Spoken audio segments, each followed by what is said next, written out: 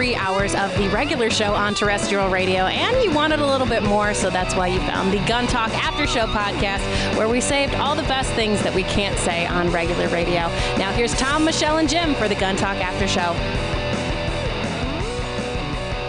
After show time, because, well, we're going to do this anyway, because nobody's the boss of us. Mm-hmm. It's Jim and Michelle. Hi, guys. Hello. What's going on, Chief? It is Veterans Day. Yay. It is. Yeah, I know it's a big deal in Michelle's family. Oh, yeah. Yes, sir. You got lots of veterans. Yep, proud of all of them. Yeah. Mm-hmm. Well, no, what you do is just say, I'm proud of all but one. And say, all but that Uncle Jerry. Yeah, he was a little odd. Just let them guess which one it is. Yeah. Scratching their heads. That's right. Always leave them guessing. Exactly right. Yeah. Well, would you prefer Texas today, Tom, or Kansas for our first call? Let's start with Texas and James out of Houston. Hey, James, you made it into the after show. What's cooking? Hey, Tom. Hey, I completely agree with what you're saying about the naming of guns and ammunition. I think that naming with giving them aggressive names, one gives the gun community a bad look, but also it encourages those with violent intents to purchase weapons and use them in a manner that is consistent with what our Second Amendment rights, give us. Well, I don't know about that. I don't know about that second one. I'm kind of the opinion that bad folks are just going to be bad. I mean, I do think, I'm not sure that the name on a product is going to make somebody decide to be bad. Now, they may choose that product. Yeah. If they say, okay, I'm going to be bad, and now I want to use the super, homogenator, the devastator atomizer load or whatever it is. Yeah. Well, if you want to name a pellet gun around that, that's fine with me, But exactly, it's not going to make them be bad, but it's going to give them a clear sign on what they should buy if they do want to cause damage. It's kind of like, where the car companies, Dodge used to have, they still have it, the SRT designations, and it used to be called street racing technology. And then a bunch of deaths happened as a result because people were buying these cars that were completely out of their control. And so they actually changed it to street, road, and track. Ah, interesting. Well, I just think it's a bad PR move on our part. Absolutely. And, and I know that sometimes I worry about stuff that other people say, oh, you worry too much. And I go, yeah, but, it is my firm belief that the gun rights battle is a battle for public opinion. Absolutely. And when we lose public opinion, when we frighten the public, we get gun control laws. And people go, yeah, well, we always have the Second Amendment. No, actually you don't. I mean, it can still exist. It can be on the books. But when you now have 10-day waiting periods and you have to say, Mother, may I, and you have to undergo tests, and they can take your guns away because, your auntie called in and said, he's a danger to himself, go get his guns. You don't really have gun rights. You still have the Second Amendment, but the public, because they got frightened, enacted those laws, and that's where it's always a battle for public opinion. And yeah, we fight the battles in courts, we fight the battles in the legislature and Congress, but when you lose public opinion, eventually you're going to lose. Exactly. Yeah, and I completely agree, and you're right about the names of weapons and ammo causing that, Well, I appreciate it. I appreciate that, James. So hey, James, let me ask you a question. What's your favorite gun and caliber? Favorite gun caliber?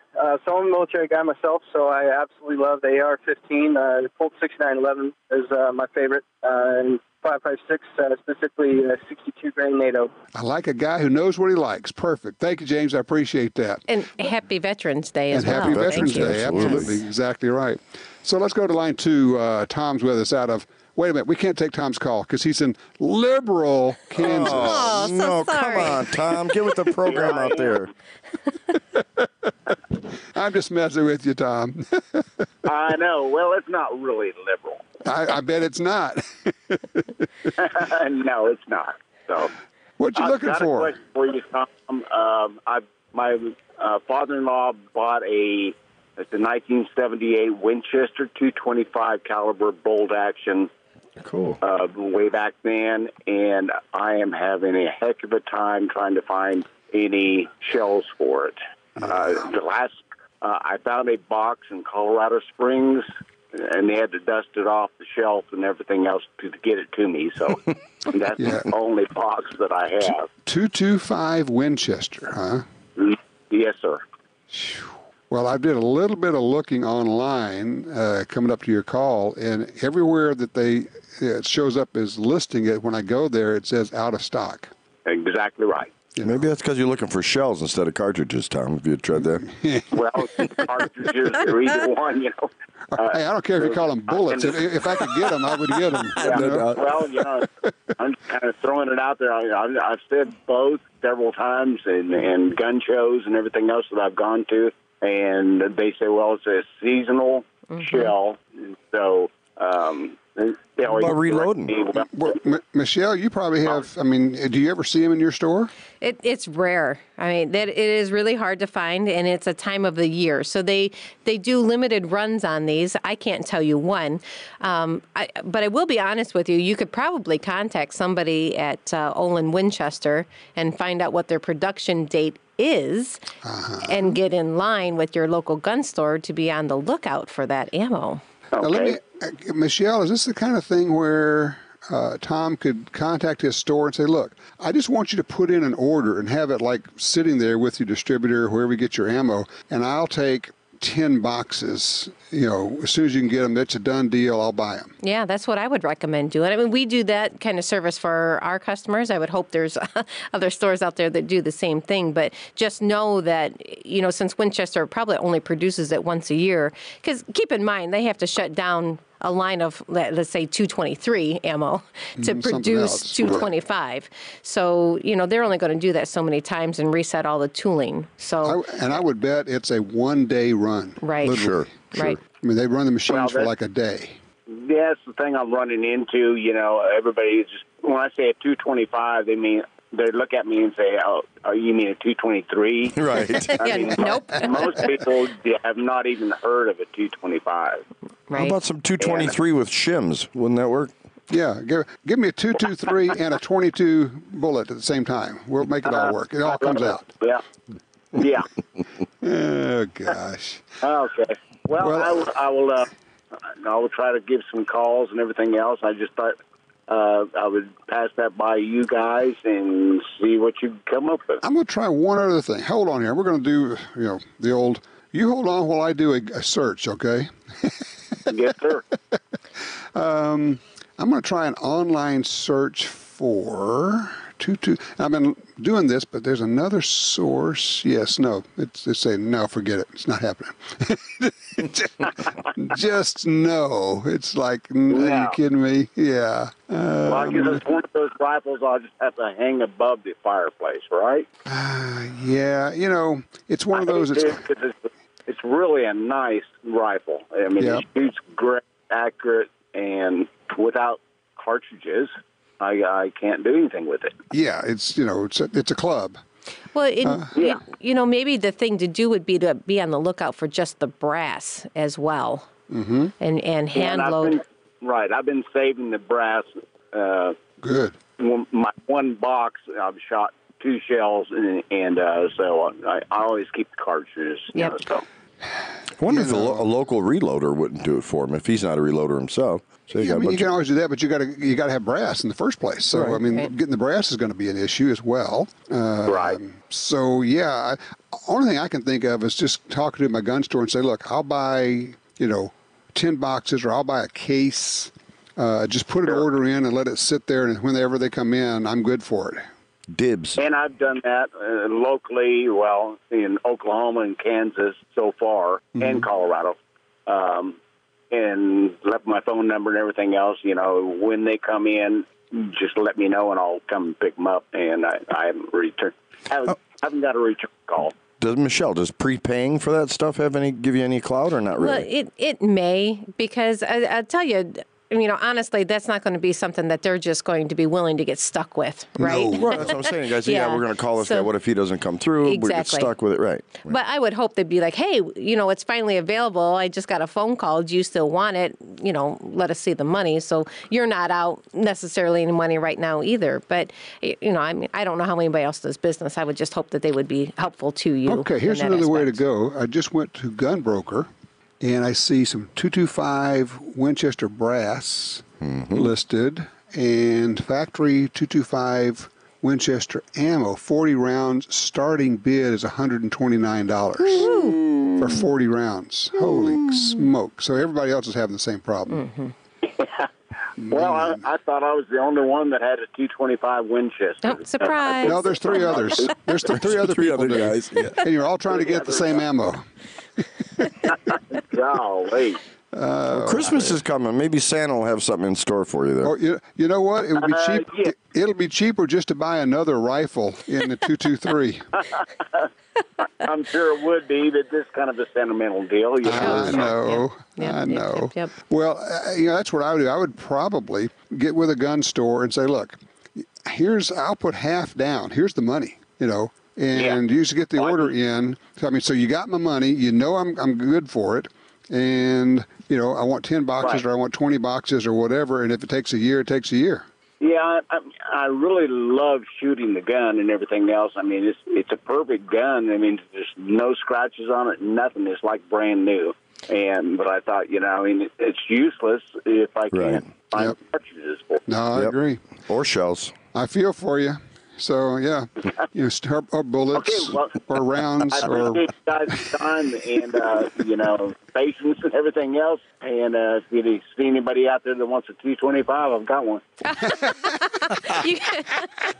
You should combo with the guy who's got the ammo. That's right. Exactly. All right. Thank you, Tom. I appreciate the call, sir. All right. Holy cow. Good sense of humor. Yeah, what are you going to do? It's like, I got this thing, I can't get any. It's like having a car you can't get gas for. All right. Right. It's like, oh, man. It's the patience game. But not us. We always have gas. Speaking of, we should probably hit a commercial break. We're going to take a break. I'm actually going to go online and buy up all the .225 ammo. And then call him back. I'm going to call Tom back and go, hey, for only $300. You should have jumped on that $140, shouldn't you? So. Heck of a deal. Inflation is terrible around here, man. That's the demand. All right. Quick break.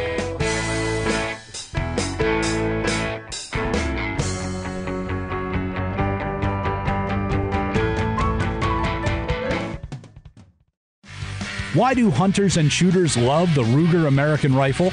With right-handed and left-handed versions, all-weather, Magnum, Compact, Predator, Ranch, and Scope package options, there's a Ruger American for everyone. Lightweight with an adjustable trigger and minute of angle accuracy, Ruger American rifles pack in the features. Is the Ruger American the best rifle on the market? See for yourself at your local retailer or at Ruger.com. That's Ruger.com. You got your carry permit, and that's good. But you could use more training. Get the DVDs, which have what you need. Springfield Armory presents Concealed Carry 1 and Concealed Carry 2 with Bata Group. Learn specific concealed carry skills from Top Gun fighting trainers. Get trained. Be prepared. This really is life and death. ShopGunTalk.com. That's ShopGunTalk.com.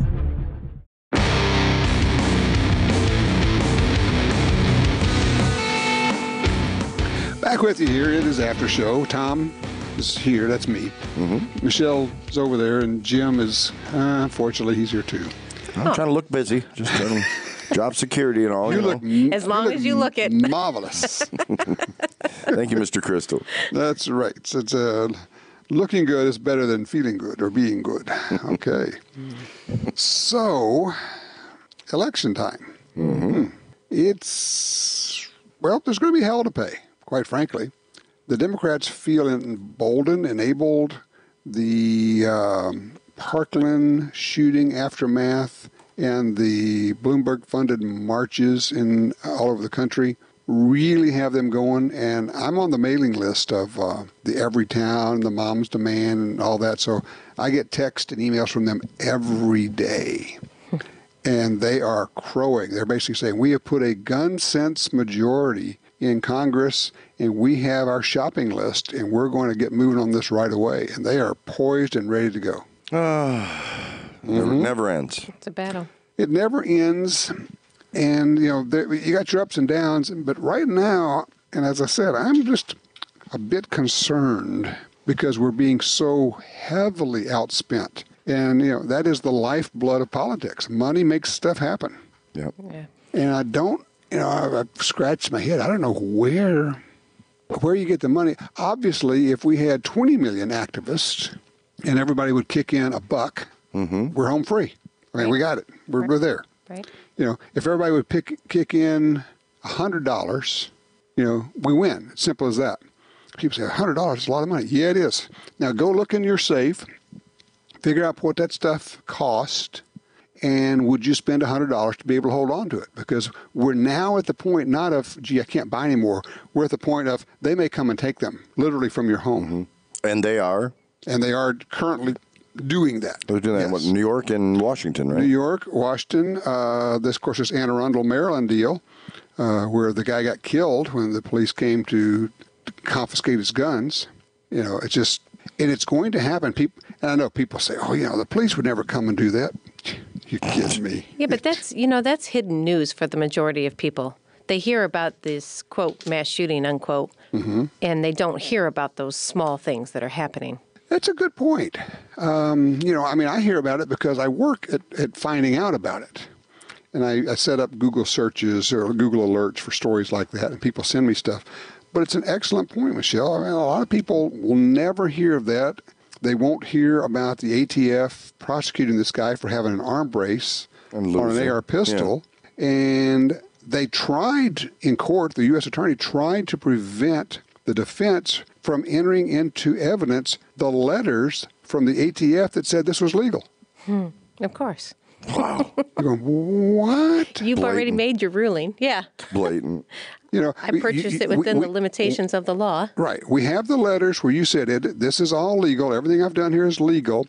And now one of your offices, regional offices, has said it's not legal, and you're not going to let me introduce into evidence the letters from you that says it is legal. Right. It sounds like the bump stock situation, too. Very much so. They send you paperwork from the ATF saying it's totally legal to own it. It comes in the box. I mean, when you open up the box, there's the first thing you see. Right.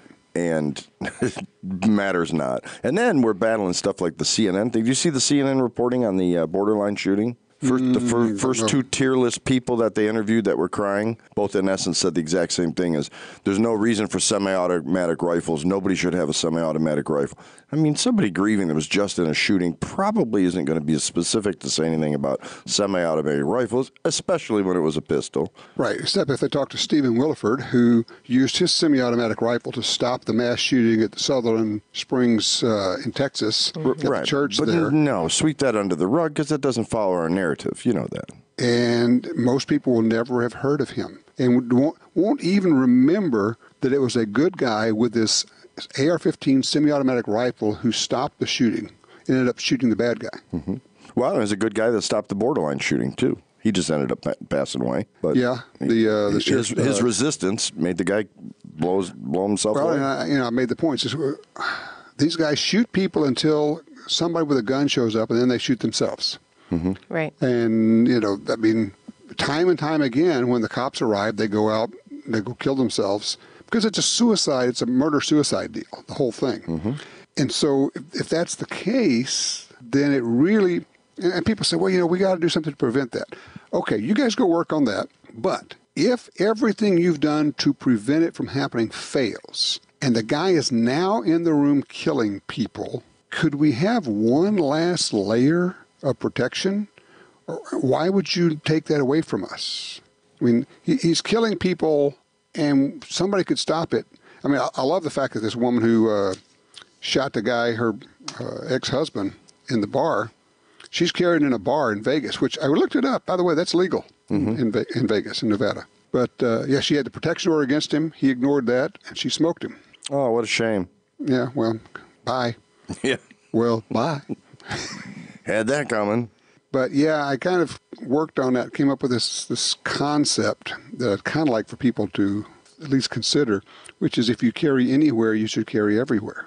The idea of picking and choosing when and where, once you've made the commitment, you figured out a way that you can carry, whether it's comfortable, I was going to say comfortably, but maybe it's not, but you still can carry. I actually don't care if it's comfortable. Just carry. Well, we've talked about it many times, but, for any new listeners, just to put information out there. If you're going into an area that you're scared about, you're already at a heightened sense. So it's just like a car accident. Typically, it happens in a really close section to your home or to, where your travel is, whether it's work or whatnot. But your guard is down. So you're not at a heightened, I don't know. Awareness, yeah. I guess that's the... I kind of like your comparison between driving. If you said, well, I'll put my seatbelt on when I'm driving someplace that's dangerous. Yeah. Or I'll lock my door. I'll put my windows up. Yeah. When I feel it going out of control, I'll put the belt on. Okay. Well, if you're not paying attention and you're walking through the parking lot, Christmas shopping, hello, we got that coming up. Yep. You're not paying attention. You've got bags, you've got money, you've got credit cards at least. They don't care what they take. They don't care. They don't care if it's your life. Well, I was going to say, what if what they want is you? Right. What if what they want is to grab you, a woman, and shove you into a van and take you off, never to be heard from again, to die a horrible death? It's like, well, I'll just give them the money. Well, what if that's not what they want? It sounds vicious, but they're a predator. That's what predators do. Part of the reason, I would love to interview people that have been post-violent crime survivors. Mm-hmm. How many, were anti-gun prior to that and have changed their take? And there's going to be some that won't, obviously. Right. But I bet you a huge percentage of people say, yeah, you know what, looking back on things, if I could have saved my wife and daughter, blah, blah, blah, I wouldn't hesitate. I wasn't pro-gun before, but I'd kill the SOB now, that kind of stuff. It's... Right. One of the things that happens is there is an enormous sense of guilt on the part of people who had no way of protecting themselves and didn't protect themselves or their loved ones. And that lasts the rest of your life. Mm-hmm. But on the other side of that, there's going to be a horrible sense of guilt should you have to do it. But maybe. What did you save in the meantime? Mm-hmm. I'm not so sure. I'm not sure I would feel guilty. And when people say, well, that's horrible. If a guy's trying to hurt me or my granddaughters, all bets are off. I think I could sleep just fine after I shot him. And I'm sorry, but I have worked on my mindset to the point where there are truly evil people who contribute nothing to society, and losing them is a net gain. Right. Well, that kind of goes back to my point, though. I think there's a lot of reason people can't relate to it and just say, oh, you don't need to carry a gun everywhere, because they've never first-handedly shared that experience with anyone. They haven't had a wife or daughter get raped or killed or anything. It's going to happen to somebody else. It doesn't. Yeah, we read about this stuff in the paper. There's 320 million people here, and only a few hundred people get killed a year like this. So come on, what are the odds? Until it hits home, and then they go, should have rethought that a little earlier. Well, and, it's obvious, and you made a comment on live air about it earlier, but USA Today just had an article on their front page that talked about how many mass shootings there have been over the last year, and that was the commentary on the television this morning. Mm-hmm. But, and all those bogus numbers are coming up with the 300. Yeah, 300. Yeah, the definition of a mass shooting has changed drastically. Well, it's been dumbed down so that they can have higher numbers as a way to motivate the public into passing more gun control laws. But they don't take into account what kind of crime rates have changed. I mean, John Lott does a great job in making those comparisons and coming up with those numbers yearly. Right. And yeah, I mean, they don't want to hear that there's any good side to this. But I had a very refreshing conversation with a mom who was in our store yesterday. I mean, just the simple fact that, to her, she said, and this is exactly what she said. To me, common sense gun law is a no gun-free zone. That's the gun law I want. Getting rid of all the gun-free zones is the gun law that she would support. That's what I want because, as she said, I've had 2 children. I've raised them. They understand I would do anything to protect them. We talked about it. It's, they're adults now. They have moved on to concealed carry. And it's exactly the point that we've made. If you educate these women and you let them see the positives and you give them a good experience, they will take that over to their children.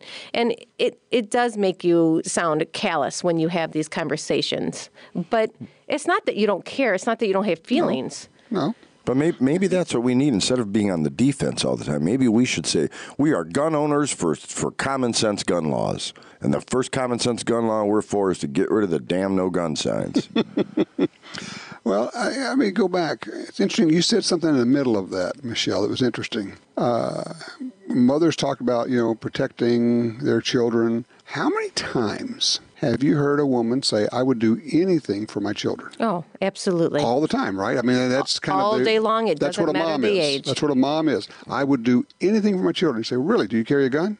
Yeah. Well, no. Well, then you won't. Well, what do you mean? How are you going to protect them? What are you talking about? Someone comes up and wants to take your child, literally wants to physically rip a child out of your arms or pick up that 7-year-old and take off running with her. What's your plan? Well, I got my cell phone. Yeah, right. Okay. Throw it at him. Right. Right. Well, that's going to be one of the first things they've taken away from you. Sure. So, I mean, literally, they say, well, I'll do anything with my kid. Really? Okay. Where's your permit? Do you carry a gun? Do you get training? Would you do this thing? Women, moms who will schedule once or twice or 3 times a week in a gym to stay in shape won't schedule once a month or once a quarter to go take a shooting lesson. Right. Mm-hmm. So what you're saying is you would do some things to protect your kids. They haven't thought it through, and part of it is a psychological defensive mechanism, and I completely understand it. It's a defensive mechanism to pretend there are no monsters. It makes you feel better. You're able to function without thinking about them. You're not afraid. Out of sight, out of mind, yeah. There really aren't people out there who want to rape a 7-year-old girl. Yeah. Yes, there are. Yeah, there are. Yeah, there are. And worse. And younger. And worse. And worse. And a 90-year-old woman. Right. And will then dismember this person. There really are monsters, and I'm afraid there are a lot more of them than people want to give credit to. And they're in your neighborhood. They live around you. Yeah, to face that reality is scary, and it's just easier to put your head in the sand and say it doesn't exist. Exactly. You say, the way I will deal with that is I will not think about it. I choose not to think about that. It's the, Scarlet O'Hara, I'll think about that tomorrow. Right. Denial is not just a river in Egypt. It doesn't make you any safer. It just allows you to ignore it. But then the same thing happens with the reliance on the man of the house being that authoritative person as well. Thank you. Yes. We've had people talk to women and say, well, I don't carry when I'm with my husband because he's carrying. I love my husband enough that I will carry and protect him too. Well, yeah. Who's the first person they're going to take out? They're going to walk up behind him, smack him in the back of the head. He's down. Now what? Yeah, right. Okay. If you love him, you'll carry. If you love your children, you'll carry even when you're not with your children, because do you want your children to be deprived of their mother? It just, I think there's a lack of imagination. Because it's hard to go to the dark side to say there really are terrible people out there. Well, and you listen to the media and that, they paint a different picture. No. Paint a different picture of us specifically. You think? Yeah. No.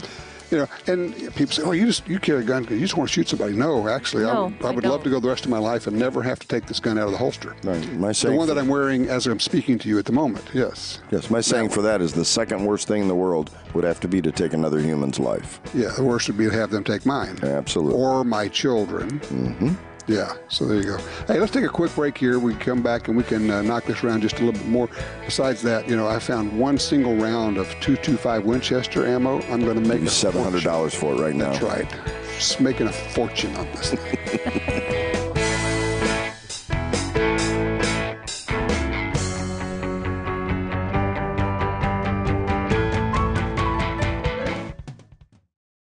When the U.S. military's elite units and law enforcement agencies across the globe demanded innovation and reliability, they didn't settle. They chose Sig Sauer. When world champion professional shooters demanded precision accuracy, they didn't settle. They chose Sig Sauer. So it's no surprise more and more civilian gun owners are refusing to settle for anything less. They're choosing Sig Sauer firearms, ammunition, electro-optics, suppressors, air guns, and training. Sig Sauer. Never settle. Tired of searching the web for the best deals on guns, ammunition, and gear? Download the free Gun Dealio app today for deals and discounts right at your fingertips. Handguns, rifles, shotguns, ammo, optics, lasers, gun safes, targets, gun cleaners, grips, slings, and much, much more. Save money on products you want from the companies you love. New deals, discounts, and rebates added daily. Gun Dealio, available for free in the App Store and Google Play.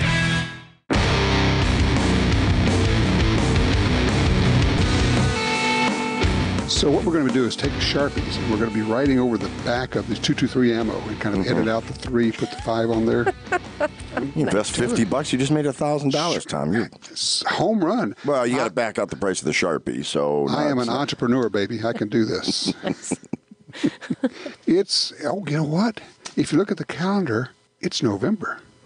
Ooh. It's time to start thinking about presents and gun stuff and cool things. Memberships. I tell you, we have this crazy thing happening up here in Ohio called snow. Already? Yeah, 2 days ago.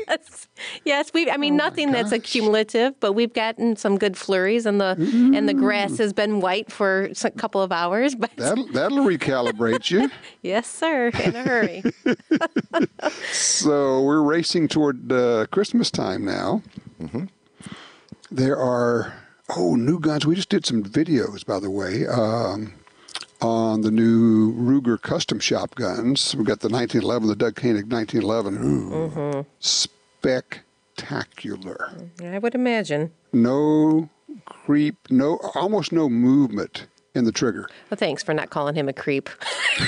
Yeah, so they couldn't get anybody with a real reputation to put his name on the thing? Come on. When you get this gun, you will not be a creep. Yeah. No, that's not what I mean. Yeah, Doug who? Doug, trigger is flawless. The slide fit is incredible, and obviously shoots like a house of fire. Mm-hmm. Now it's pricey. I mean, it's in that $2,500 range where you'd be looking at Les Bears and Wilson. Les Pauls for that kind of money.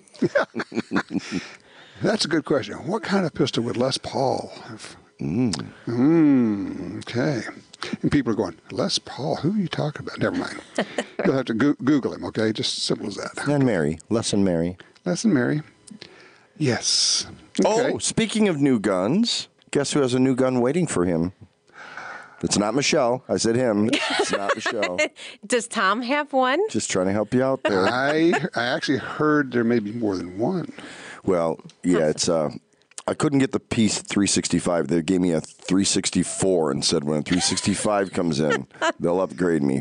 So, Michelle, you actually got more than one in, huh? Crazy as it is, yes. Yes. Did they just show up? I have to say that just over this last week, it's like, hey, I've got one of these things that we call. I'm like, okay, yeah.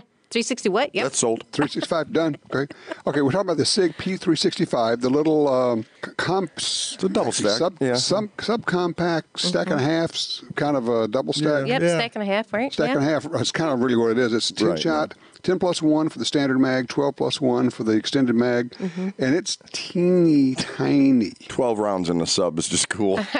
Well, and Jim and I were talking. It's one of those pistols. And we have a friend that owns one that he just can't wait for us to be able to shoot because, we didn't have one. And but in holding it and just taking it up to target, you can just point this thing. It's crazy. It points well. It feels good in the hand. Mm-hmm. It balances really nice with the mag loaded and.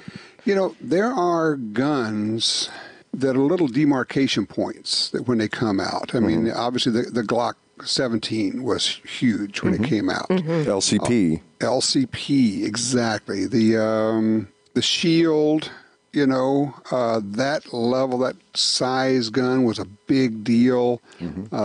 Really nice where you go, wow, everybody's got to have one of those, got to try one of those. I kind of think the P365 is another one of those where it's kind of like, okay, that's quite a bit different from anything else that's out there. I mean, it's kind of the same size about as the Glock 43. Yeah, well, I mean, they did it right. I mean, they went across the industry and weighed and measured. Yeah. I mean, and that's exactly what they did. They took the widths, they took the heights, they took, and they built a gun to hold more than 6 or 7, maybe 8 rounds. And this is what they came up with, right? I mean, it really is a stack and a half. It's, they said it's 10 or 12 rounds, where out of that typical size pistol, you wouldn't get that much for capacity. Right, exactly. I mean, it's impressive, and I'll tell you, when you shoot it, you just go, man, it's got a nice trigger. You can shoot it well. The sights are terrific. The sights are terrific. It comes with night sights, and they're not teeny tiny sights. Right. I mean, SIG puts nice sights on their pistols. Right, exactly. They, even folks like me can use them. Oh, even better. See, I don't care about any of the fit, feel, any of that stuff. I have a Taurus 24/7. I want a 365. Then I can have 24/7 365. Right. Nice. That's just awful. All right, Thanks for going there. Much. I'm here all week. The veal's miserable, though. Hey, but you might not be next week. I've been here every week up to this point. Oh, what's his name? Yeah, I finally remember him. Yeah. Oh, it's the scratches. What was his name? I don't know. No, so Jim, you're getting one of these? I am. I won't be able to get there today because they close in. Actually, I will be. See ya. I'm out of here. They close in about 15 minutes, but I'll be getting it Monday or Tuesday. Cool. Well, I will really look forward to your range report on that one because, I know that we talk about it. It's just that every once in a while a gun comes out and you go, man, you got to try. I actually loaned it to a buddy of mine, and he said, I got to try this thing. And so he got to shoot it. He really liked it. It's just one you have to share. And every few years there's a gun like that. I think this is just the one for the moment. There could be another one, in 6 months. Could be something brought out at SHOT Show. That you probably already have on order. That he already knows about and he can't discuss. There are things we can't talk about. I will say, though, I have gotten a lot of interest in that Springfield XDM 10 millimeter. Oh. A lot of people have asked me about that. Mm. It's, it kind of goes the other way. It's a big, full-size, 5-inch slide pistol. But holy cow, man, 15 rounds of 10 millimeter? Yeah. Mm. Well, they make that in a 4+ size also. You don't have to go with the 5.5 inch, right? Do they have the 10 millimeter in the 4-inch barrel? Yeah, I think they have 2 different sizes on that gun. Oh, okay. Mm-hmm. Well, okay, we just got. I thought it was 4.5, and they just call it a 5. They rounded it up. I thought so. No, I think there's 2. There's 2. Is there? Okay. Mm-hmm. I'll defer to you. Then I want the 4-inch barrel then, because we had the 10, the 5-inch, and it had the target sights. I have to go back and look because if they have the regular defensive sights, I would kind of like that more. I think. Well, I'd go with the 4. I think you could use it to start your charcoal grill. What? It's a flamethrower. With the flame. 4-inch, 10 mil. Oh, yeah. That and thing's I'm got also to be a looking. monster. As we're talking, I went to the Springfield Armory website and I realized they have this promotion going on until the end of the year. All XD gear up, 3 extra mags plus a range bag free when you purchase any new XD Mod 2, XDM. Cool. Did I say I was picking up one gun this week from you, Michelle? Yeah, see, it's 4.5 inch and 5.25 inch. Okay. Okay. Girl wins. Never doubted you. You always do. Oh. Probably a bad time to ask you to make me a sandwich, isn't it? Yes. Yeah, get him a cup of coffee, would you? Yeah, Yeah, Jim, all get him over a his cup lap. of coffee. On my way, sir. Yeah, okay, yeah. 4.5 inch, 10 millimeter with the defensive sights, not the target sights. For me, that's the carry gun. I mean, I'm talking about 4-legged Predator type carry gun. I don't think I want a 10 millimeter for my regular everyday carry gun. Well, that's a lot of weight on the waistband belt. It is a lot of weight, yeah. The only way that works is you have one on each side. Ah, there's a look. There you go. 2-gun Tommy right here. I did tell you about the one time I did that with my GT20s. No. Yeah. It was even worth buying a second holster for it. I looked like a total idiot. So you had 2 10 millimeters on? Open carry at Menards. So you know what he would say. I had a 20 millimeter. Yeah, I had 120 millimeter. It would have been easier to just No, I was just helping some old folks out and stuff because they were kind of intimidated, so I pretended like I didn't even notice I had these on me and was going way out of their way to help them. I carried their stuff out to their car and helped load it and just playing a little bit of ambassador stuff. It was great. Can't go back there anymore, so... Well, they weren't going to tell you no. So that protection order is still in effect, huh? Do you folks need some help? Yes, I think.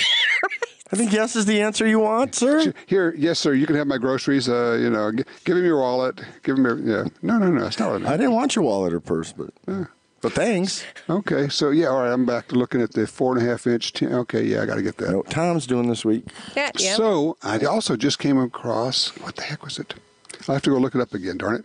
A nice chest holster rig. Yeah, I think it's an outfit out of Alaska making it. It's pretty slick because when you're wearing a backpack, you can't wear a regular belt holster. Right. Because you got your waistband, on your backpack.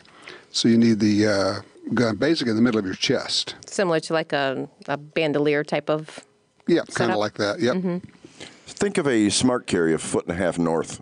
That's right. Just take your smart carry and wrap it around your neck. So there you go. Neck sling. Or just tie a string onto the trigger guard and put it around your neck. Sure. Well, they wear bowie knives like that, right? I mean, Oh, Tom, we got your lawyer calling in on line 4 right now for you. That's right. Based on your last comment. The liability specialist Yes. said, we're canceling your policy. Yeah.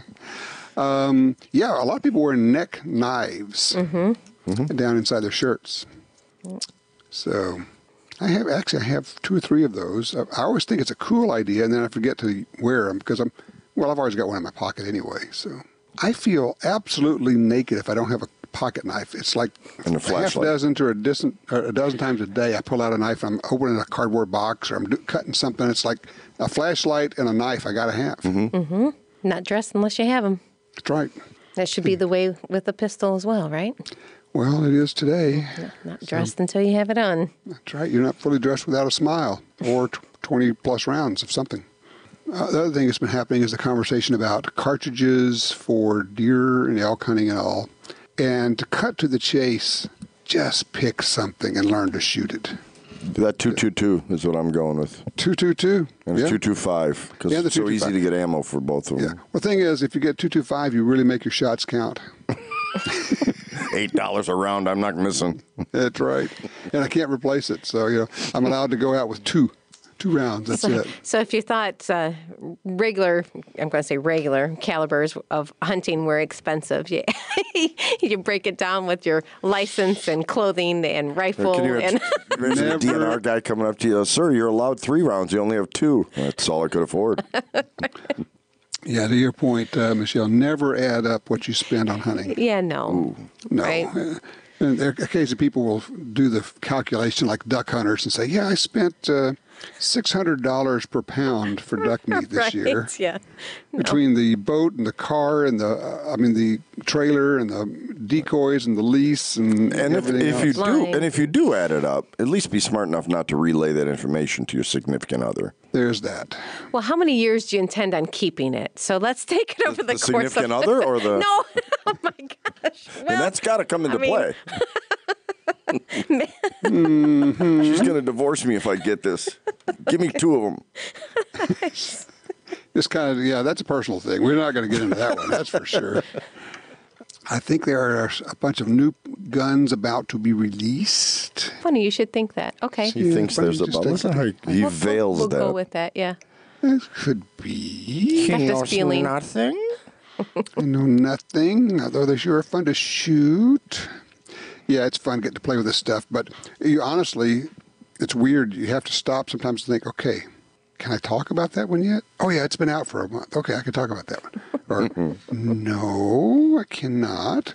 So, but the thing is, then people say, well, why do you do that? Well, we get early access to them so we can shoot videos of them and have them edited and ready to go so that when they are released to the public, we will have the video ready. And that's, the lead time on that. So it's a logistics deal. Yeah, it's a timing thing. Sure. Tight-lipped Tom. Stick with that story, Tom. Sure. Most people believe it. Yep. Mm-hmm. He's not a sharer. Okay, who has predictions on the recount in Florida that the Republican barely squeaked by and won governor, right? Not sure yet. Yeah, well, on paper he did so far. They're recounting. I think they're going to find out it was a bigger spread when they recount. That he still won, but it's not as close as they thought. It all depends on whose lawyers win, honestly. It's going to be, we've got teams of lawyers down there. You got this, who's it, the voting commissioner, somebody down in Broward County? Broward County, yeah. Oh, my gosh. We just put in some bad ballots with good ones. It's just, sorry, oops. Yeah, oops, we just found 80,000 ballots that we didn't know were here before. That's what I mean. I think it's going to swing that he won by a bigger margin.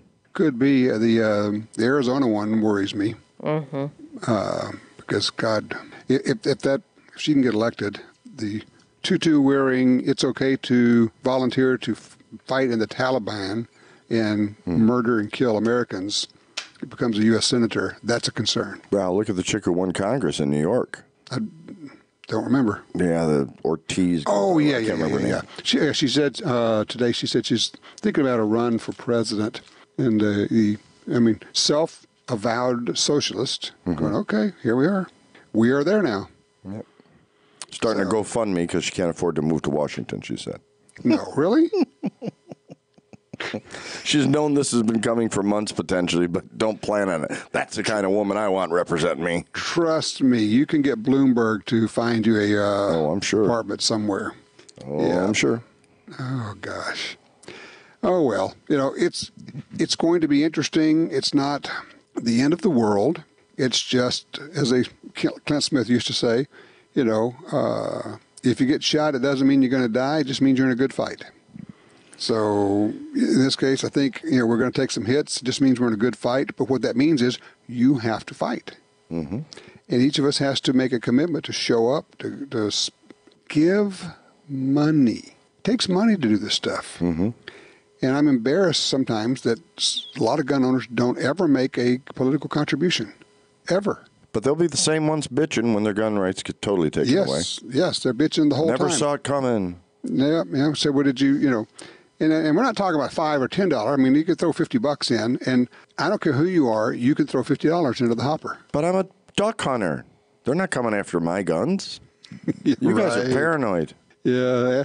Talk to the people in Australia where you can't have these semi-automatic shotguns. Right. Trust me, when they go to semi-auto, they're not talking about just rifles. It's everything semi-auto, including your Super Black Eagle Benelli that you love so much.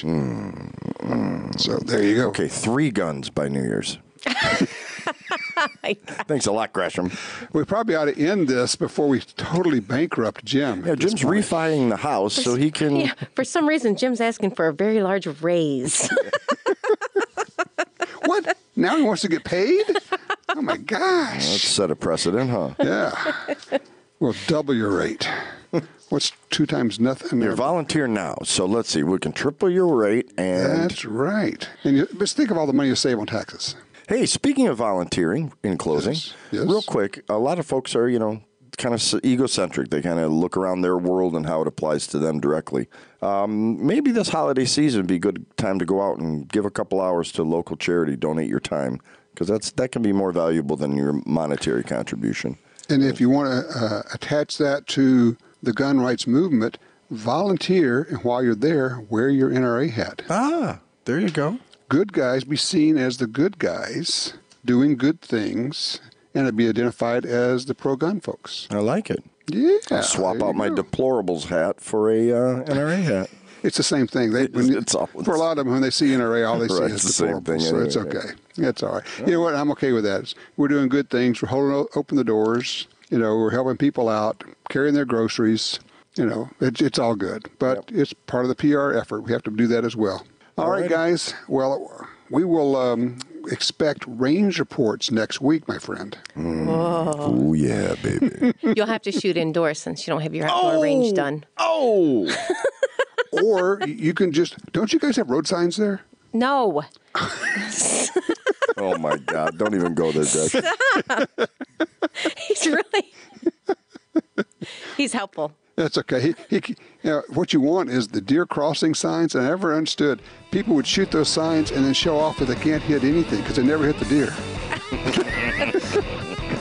You want the world to know how bad you are? What's wrong with you? Evidently. Oh, gosh. All right, guys, we will see you next week. Be safe. All right. Likewise.